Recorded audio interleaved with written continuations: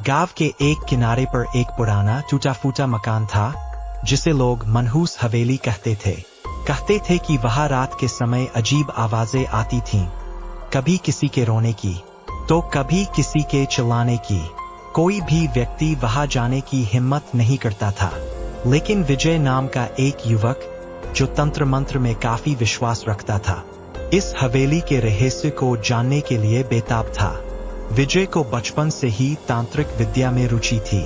उसने कई किताबें पढ़ रखी थीं और यहाँ तक कि एक तांत्रिक से कुछ विधियां भी सीखी थीं। उसे लगता था कि तंत्र मंत्र से वह असंभव को भी संभव कर सकता है। एक दिन गांव के एक बुजुर्ग ने विजय को चेतावनी दी, बेटा उस हवेली के पास मत जाना, वहां के भूत प्रेत किसी को जिंदा नहीं छोड़ते। लेकिन विजय ने उनकी बातों को मजाक में उड़ा दिया। अगली रात विजय अपने दोस्त राकेश को लेकर उस हवेली में घुस गया। हवेली के अंदर घुसते ही ठंडी हवा का झोंका आया और दरवाजा जोर से बंद हो गया। ये तो हवा का झोंका होगा, विजय ने खुद को समझाते हुए आगे बढ़ाया। अंदर चारों ओर मकलियों के जाले लटके हुए थे, फर्श पर धूल की मोटी परत जमी थी और दीवारों पर अजीब निशान बने हुए थे। अचानक उन्हें सीढ़ियों के पास एक टूटी फूटी मेज दिखाई दी, जिस पर एक पुरानी किताब रखी हुई थी। किताब के पन्ने पीले पड़ चुके थे, लेकिन उस पर लिखा मंत्र अभी भी साफ साफ दिख रहा था, काल संहार मंत्र। विजय को लगा कि यह कोई ताकतवर मंत्र है जिससे वह अपनी शक्तियों को बढ़ा सकता है। उसने मंत्र का उच्चारण शुरू किया, काली महाकाली काल संसाराय नमः। जैसे ही विजय ने मंत्र पूरा किया, हवेली के अंदर की हवा भारी हो गई। कमरे में पड़ा पुराना झूमर जोर जोर से हिलने लगा, खिड़कियां अपने आप खुलने बंद होने लगी और अचानक एक परछाई उनके सामने आकर खड़ी हो गई।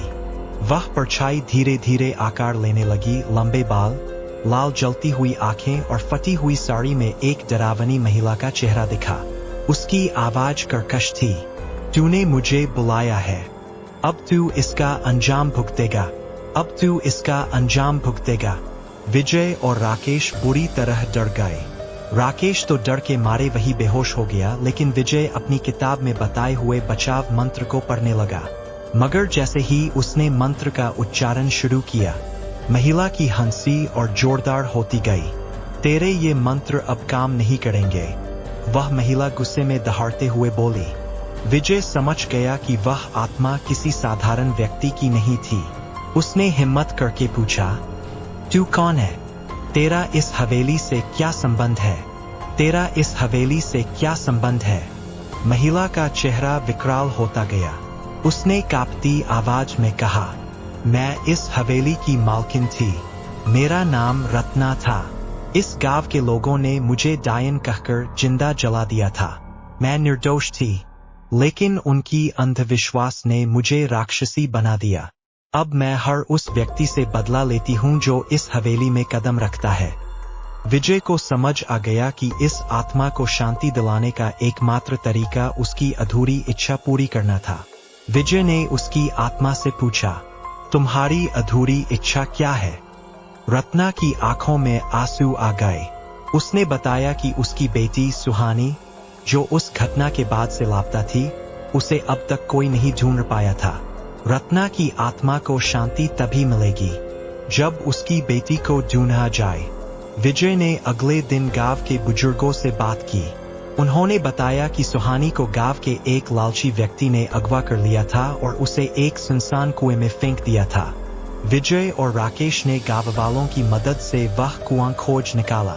जब उन्होंने अंदर देखा तो कुएं के किनारे एक पुरानी गुड़िया पड़ी हुई थी।